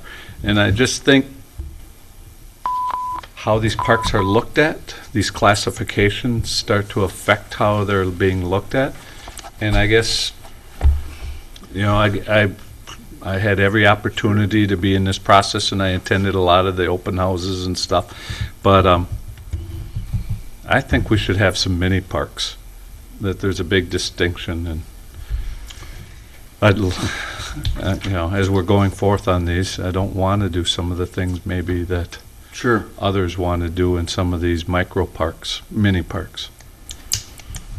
So, just a comment that I'd sure like the opportunity to research that a little bit further to provide a better response at our next meeting. I believe the classifications were carryovers from the previous plan, and certainly I think it's open to interpretation of where you want to classify them within those boundaries. Because I love that, and this was like my big takeaway, that page 17 is, this is what I need when people say, why are you doing all this stuff? Well, here's why. And then I found out we don't even have a park that qualifies. Alder Thomas? Yeah, I'm curious about some, like Maywood, which I think is a huge park, and I look under the, and I know I should have brought up before, but I look at that and I think of that as being a community park and not a neighborhood park. When I look at walking and I look at the size of the park and I look at Maywood Road abuts it, but there's not a lot of neighborhood. So I'd be curious, and Oneida as a place to hold a festival, potentially, strikes me it's more of a neighborhood than a community. So I am curious as to how that you arrived at the designations. Yeah, like I said before, it was a carryover, and so we didn't really spend a lot of time on the classification of those parks. I think we still were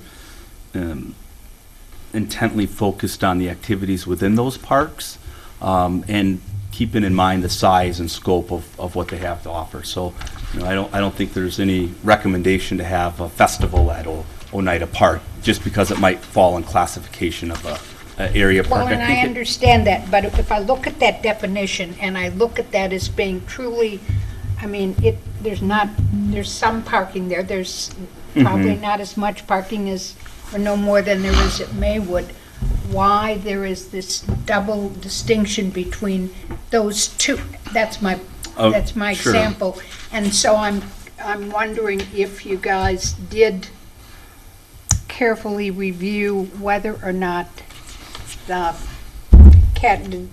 categories that we put them in or had them in were really appropriate. And I know this is a huge document and that you try and do it, but I'm like Bob, I look at some of these, I look at Graham, that I think will never be much more than a place where people who are biking and walking by may stop and go down and look at the beach.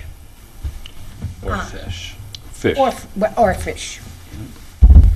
So I agree that that's more like a mini park. So I think this is a great job, but I wasn't there when you made the decision about the category that they fit in, but it seems that it could use some tweaking. I think that's a fair point, and I'd certainly like to spend a little more time on kind of assessing the source of the classification system and then how it relates, and maybe there's another layer. But I think it's certainly up to interpretation for what classification we have, if that makes a difference. But yeah, I certainly think we do have mini parks. I think there's a lot to do with the service area and the service radius that's involved with these parks, and are they serving? That's the reason I brought up a very what I brought. very small area or large area. But you could argue that Stonebridge Park, while small in size, is serving a large radius area because of the multiple of residents and non-residents that visit the club, whether it's for the sailing or for the views and things like that, versus maybe a Grand Park, which is used mainly for walkers or fishing. Exactly. And so even though Well, he chases people that steals paddle The reason I'm going to push back on that is that's true that they come from all over Madison to park their sailboats. That's a very specific use of that pier, and the general use of that park is micro. Yeah, you can't, there's not a lot of function. Yeah, and which I'm arguing makes for the beauty of that park, albeit it serves all of Dane, not Dane, but probably the Madison area for the pier, for the sailboats. But they're just walking down and using that.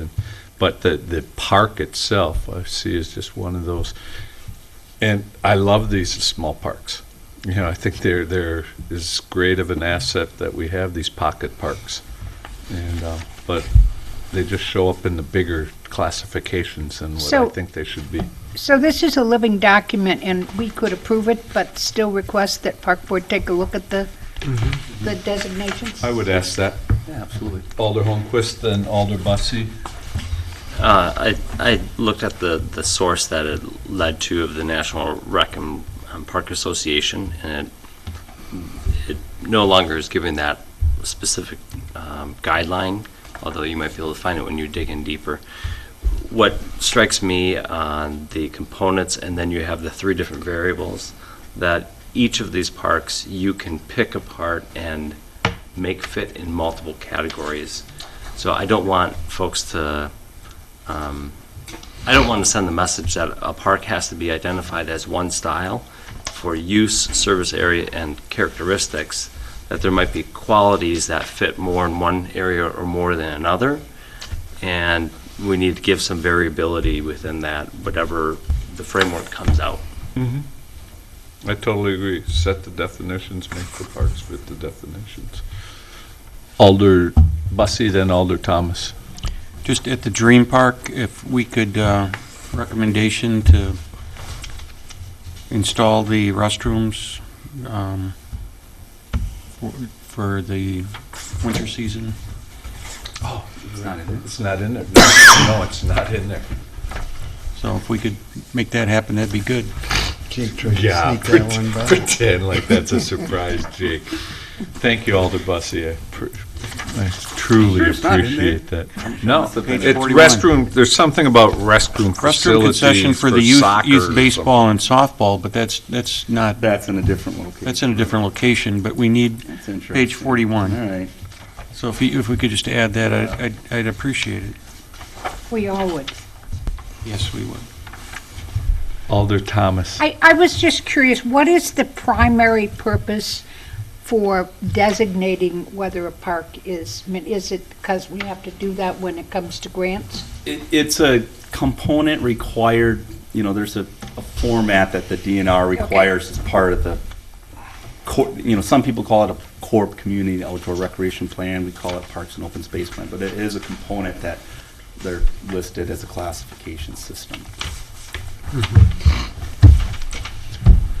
Further questions?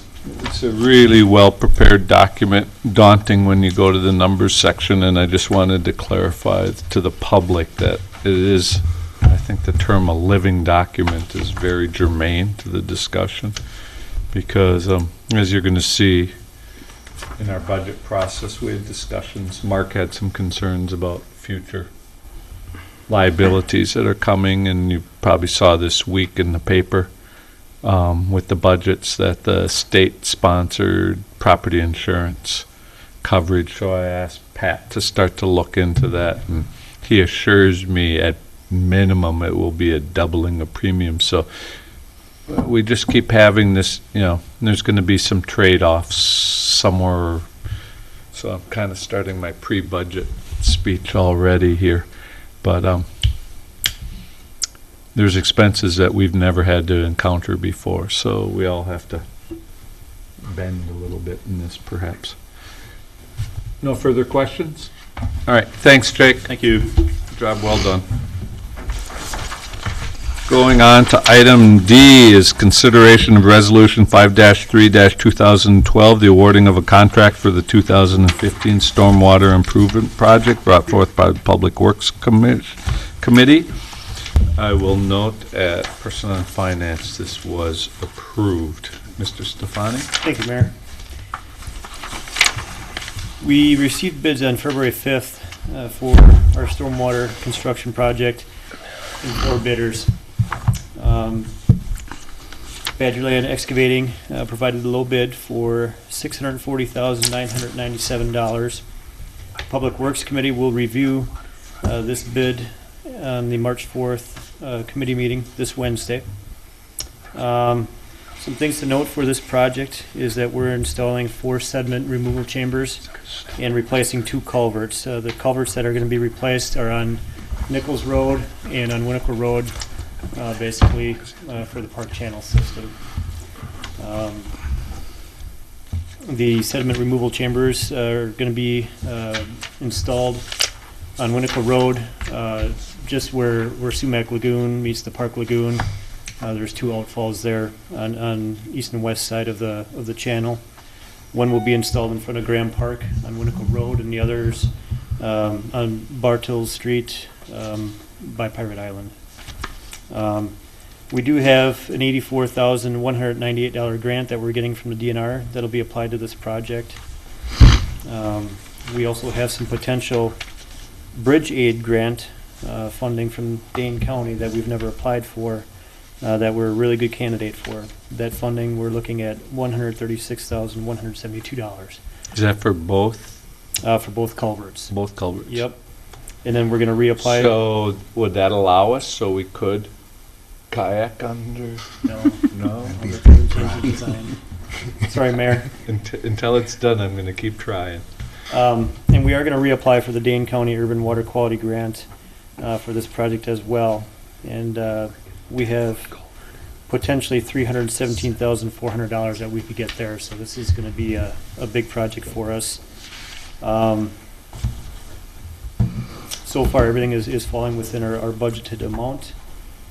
And this is First Street, so if there's any questions. Questions? Thank you. Item E is consideration resolution 15-3-2013, the awarding of a contract for the design and construction of the Public Works Cold Storage Building brought forth by the Public Works Committee. I will note this also was approved earlier this evening at Personnel and Finance. Mr. Stefani. Thank you, Mayor. We received bids on February 12th from 7 contractors for the design and construction of the cold storage building for the Public Works Department. This will also be reviewed at this Wednesday's Public Works Committee meeting. Gilbank Construction provided a low bid of $259,200 to complete design and construction. We have a budgeted amount of $300,000 for this project, and items that were not included in this, in the bid, were landscaping and planting of trees. We're going to take care of that after construction. We're going to be installing a chain link fence inside the garage to seal off the police department's vehicle storage area. And we also have to install some fire alarm for the detection system, part of the fire code. I omitted to share that staff, when they're doing the chain link fence, the monies saved would allow to finish the dog park at the end of the facility. So that was a friendly amendment I think I heard earlier. Oh, it wasn't in the master plan. Okay. Questions of Mr. Stefani? Yes, Mr. Holmquist, Alder Holmquist. So I'm trying to look, and I remember a rendering of what we were expecting the cold storage building to be. I'm not sure if that went through similar process of many of our other buildings through facilities. It's going to go to facilities. It's going to go back to facilities now that we've. But wouldn't we be accepting a bid?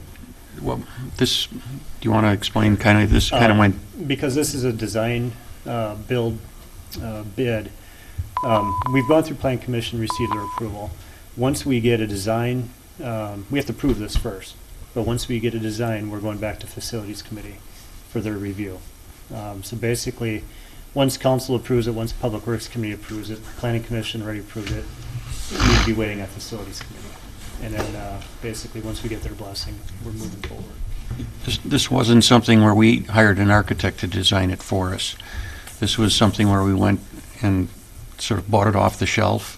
Now we have the plans in hand, and we're going to review it at facilities to make sure that everything is okay. One additional point that makes this different than other projects is that Dan and staff are going to be the general contractor, the supervising contract, versus we've used Harmony on other projects. This will be, and I think, again, looking at the building, they have more than enough expertise on staff to supervise the construction of this building. But, we do have the information online, and, this is what we provided in our bid, something of what we want it to look like. It's a pretty straightforward metal storage building with a wood stud type. I think some of the bids were actually like a Walters or a Cleary's building, were they not? I mean, they were. Yeah, Cleary didn't put a bid in, but we had, I think, two of those similar companies. to that kind of off-the-shelf kind of construction. Right. Pretty straightforward type of a project. Questions?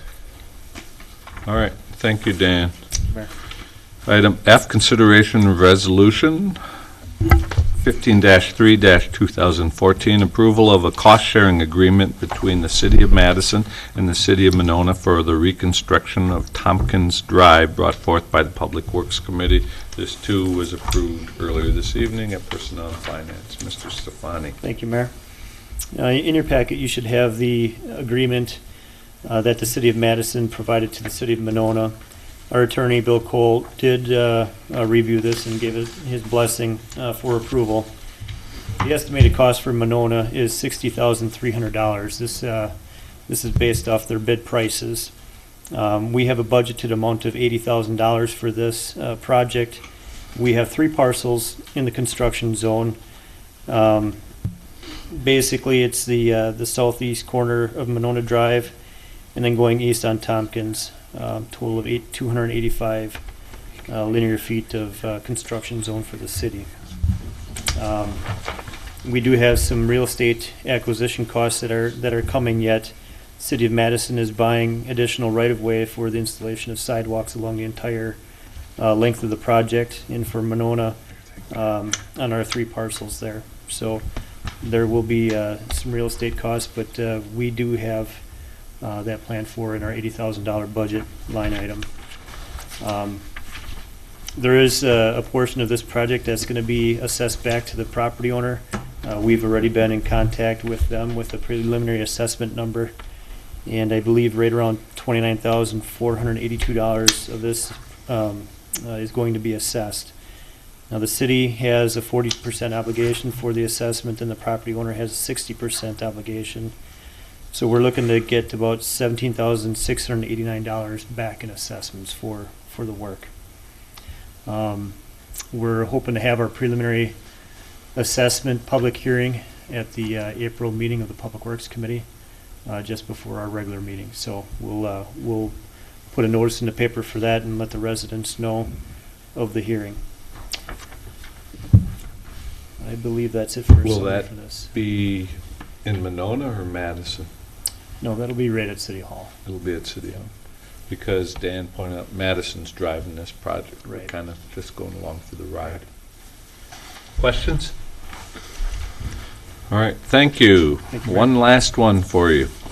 Item G is consideration of Resolution 15-3-2017, the purchase approval of one current model year Extreme Vac leaf collection unit mounted onto a Freightliner M2106 chassis, brought forth by Public Works Committee. This too was approved earlier this evening at Personnel and Finance. Mr. Stefani. Thank you, Mayor. We received our proposals for this piece of equipment on February 23rd. We did receive 2 proposals, one from Bruce Municipal and Equipment and the other from R Now Incorporated. I'm actually recommending the higher proposal to the Public Works Committee and to City Council for approval. The proposal received from R Now was for significantly less, but it didn't meet all of our specifications that we had on the equipment. It's for a piece of equipment that we're not familiar with. There's 172 specification line items on the proposal, and I think they probably met about half of those. So we have a familiarity with the ODB product. The Extreme equipment is a ODB manufactured item. We have a 2008 and a 2014 ODB leaf truck, so our staff is familiar, our mechanic is familiar with the machine. So we're seeking approval for the Bruce Municipal proposal in the amount of $159,832. With that, we're also getting a $5,273 credit for not a credit, a deduction on the bid, and that brings us down to the $159,832 for interim Tier 4 engine on the leaf equipment. So our budget line item is $161,000, so we will make that budget number. Questions? Thank you, Dan. Okay, thank you, Mayor. Thank you. Item H is reports of committees, commissions, boards, and everyone else. Is there anyone from staff that cares to mention anything? Alder Holmquist? No report, except we'll be talking about abandoned and junk vehicles at the next public safety meeting.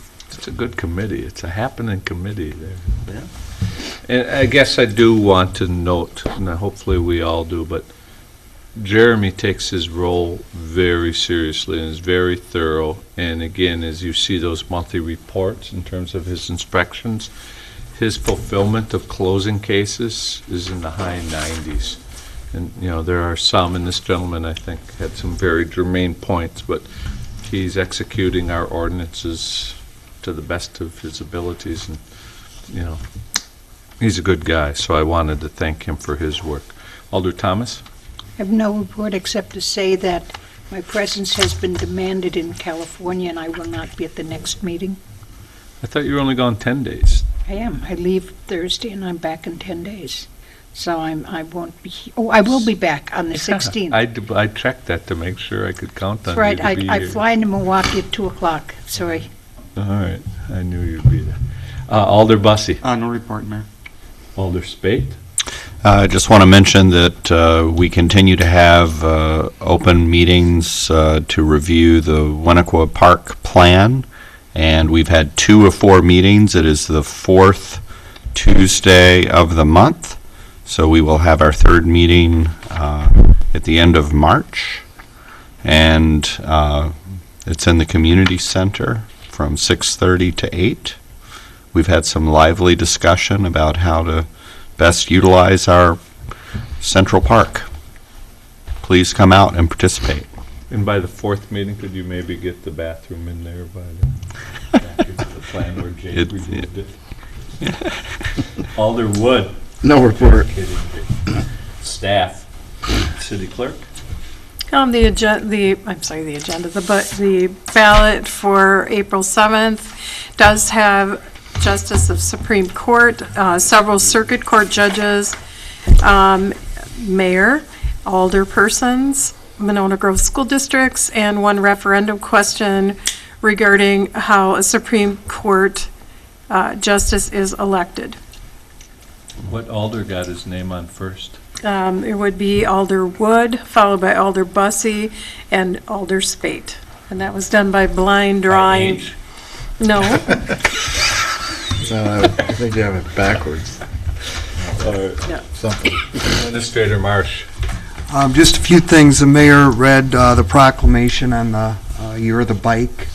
Staff will be participating and would like to invite council and anybody else to participate in the Ride Your Bike to Work Day and Ride Your Bike to Work Week, and we're actually going to have a meeting place where we meet daily and ride into the office together. So I think I have the longest ride, so I actually have to go out of my way to get to the meeting place. So in addition to that, the senior center will be having the Thanksgiving Day, St. Patrick's Day. How can I forget It is that? Thanksgiving for some of us. Yeah. Thank God made Guinness. St. Patrick's Day celebration next Thursday at the Senior Center. They are looking, Mayor, alders, for people to assist. Staff always volunteers, but we would be happy to see some of our elected officials there also. So.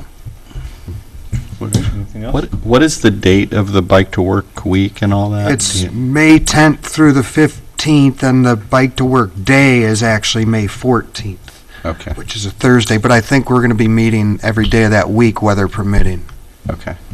Shannon and Jake have done a really good job of brainstorming on that. There's a number of items, and one that hopefully we might participate in is, as you know, we're a green tier community, and we might have a challenge, a bike challenge to those other green tier communities in terms of most bike friendly. We have a lot of Trek employees in Monona.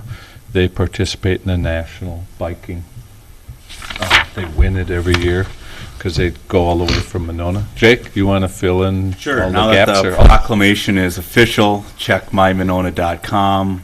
We have a whole page dedicated to Year of the Bike and all the different activities, including links to sign up for what Mayor's talking about, National Bike Challenge. You can be on a team from Monona and compete against area communities. We'll have lots of education and awareness campaigns, and we'll be participating in something Aldo Leopold does called Bicycle Benefits, where you get a sticker on your helmet, show your helmet at the outdoor pool, and you'll get a reduced, $1 off admission. There's lots of other places in Madison that accept that. I think it's going to be a really great opportunity to highlight the great biking we have in Monona, the amount of people that are using bikes for personal and professional reasons, and stay tuned. We've got lots of surprises and fun things planned for this year. And just one anecdote, kind of what triggered this with me, I had a meeting with a lady by the name of Maggie Grable, who's a professor, or PhD at the university, and was headed the team that researched the health benefits of biking, short trip biking, and it is shocking. And that's what I'm providing in my newsletter column, is to truly the number of lives in Madison that can be saved, and the economic costs of those health benefits, not to mention just the green space, the reduction in fossil fuels. And that's not being a bike zealot. That is just, if we would just bike half the trips we use our car in Monona, if you would bike that for the 6 months that are warm, so it's not biking year-round. So if you just do half your trips, tremendous health benefits. And I'm going to invite her to come for the kickoff to speak to us, and lots of great resources there. The only thing I have to report, I want to compliment staff at long last. If you've driven up Monona Drive, there's a mock-up of the wayfinding signs. There's been some anecdotal comment from some staff that some points were very well thought through, others missed the point entirely. Alder Bussey, just teasing. But if you get a chance, the points, though, it is a mock-up. I think it's just on plywood or on cardboard or something, that reflectivity. And the only thing I would just note is the font again. I don't know if the committee came up with the font, but I just find the font a little more difficult to look at. And when I compare it to just past that, our street signs, just past that says Femrite, that font is really easy to read on our metal signs. So I don't know, it's like a Times Roman on the wayfinding one or something. And I just found it a little more difficult to read than just a good old plain street sign. And if I could just add to that real quickly, the sign is a mock-up, and it was as much for all of your review as the Plan Commission. The final will go to Plan Commission before, so we'll discuss font and colors and size and height and all those good things. But we needed to get this thing rolling, so we wanted to put it out there and get a visual for the decision makers. That's all I have in terms of appointments. To the Board of Review, we have Bob Larson, Judy Lynn, Kelly Yunke, Jim Hetzel, and Scott Warner. To Public Safety Committee, we have Dennis Hansen and Jack Fadness. All of these are just renewals. And to the Police and Fire Commission, we have Ken Vanden Yep, him too. And James Blaster. And to Election Inspector, we have Russell Thiel. Is there a motion? Move approval. Second. Motion second for approval. All those in favor say aye. Aye. Opposed? Appointments are approved. Move adjournment. Second. All those in favor say aye. Aye. Thank you, everyone. Mayor, I have a lot of things for you to sign. Really? Yeah. You can come at 8:15 tomorrow morning. Hey, Jake, is it possible, can I ask everyone, so that the park plan in the next reading, we don't have to have this reprinted, that you save this and you bring this, because don't reprint this again, okay? And any changes, like We can bathrooms. do one and- sheet changes.